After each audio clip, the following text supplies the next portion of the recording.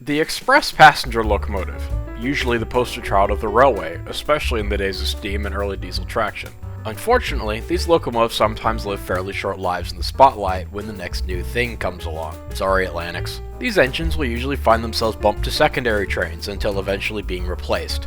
Sometimes if they're suited for it, they'll end up as part of the regular mixed traffic fleet, but most often than not, these passenger thoroughbreds will be retired. Now, of course, this isn't always the case. Pakistan's SPS 440s, once the premier mail engine for the Indian subcontinent, have found themselves comfortably working branch line trains, built in the early 1900s but rebuilt with superheating in the late teens. But there were an even older class doing similar. In the late 1870s, the Dutch East Indies Railway Company ordered a new express locomotive for use on their main line in what is now Indonesia.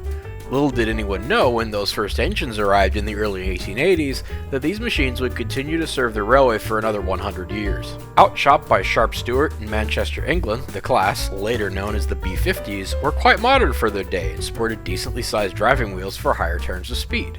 The locomotives were 240s, a wheel arrangement of the time in Europe for light passenger trains. The locomotives handled trains on the main line until the early 1900s, when, like the fate of all early express locomotives, a larger locomotive arrived, in this case the B51 440s. This started the trickle-down of the B50's life, and what for most locomotives of a similar size would see them sent off to the scrappers by 1920 or so. However, for the B50s and a ton of older, smaller steam, this was not the case. In fact, the B50s were heavily rebuilt in the 1920s, giving them the look they retained for the rest of their service lives. The secret to the longevity of the B50, and many other small classes of engines aside, was the Dutch, who had colonized Indonesia. Being a big fan of tramways and lightly laid ones at that, Indonesia had lots of these upon independence, some intercity types, but more rural lines that followed roads out in the sticks. There were many tram engines in Indonesia as well for work in these lines, but for some of the more rural branches, these engines were retired. Enter the B50s and other small locomotives that could work these lines both at the slow speeds required and the light tonnage on the branch. Light bridges and light rail also made it impossible for diesels to come down here, and financially didn't make any sense anyway to upgrade them for the diesels. As time marched on, most of the surviving members of the class were all concentrated in the town of Madian. PNKA's main workshops were located there, which definitely played into the class's longevity.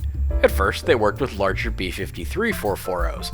However, by the mid-70s, they had been deemed too heavy for their rail, leaving the operation to be completely B50 worked, even including the class leader, B50-01. And yes, I said mid-70s.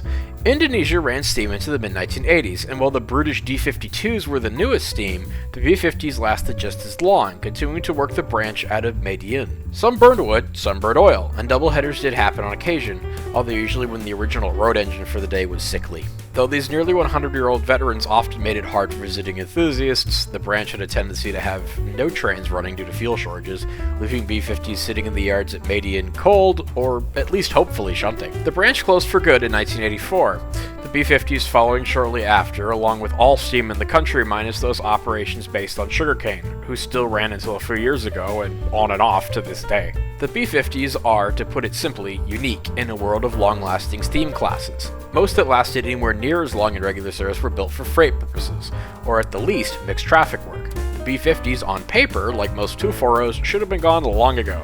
We're lucky enough they always saved one as well. B50-04 is preserved, albeit tenderless, as its tender is preserved behind another engine, is displayed at Indonesia in miniature near Jakarta. Another bucket list trip to make for me? Hey everybody, this wasn't a super long one, but the B50s deserved a video, and I've seen everybody asking for an Indonesian video. This won't be the last user, as there's tons of interesting engines to cover, like, say, the Malleys. Thanks for watching.